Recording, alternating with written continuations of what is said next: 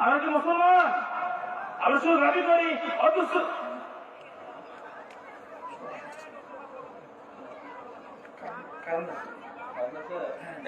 কারণ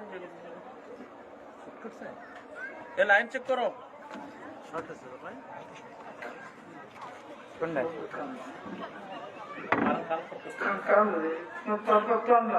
সমস্যা হচ্ছে তো ক্লোজ করো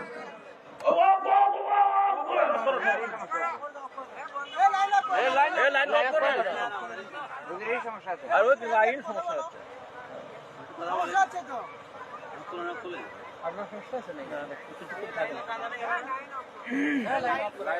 লাইন আপ করো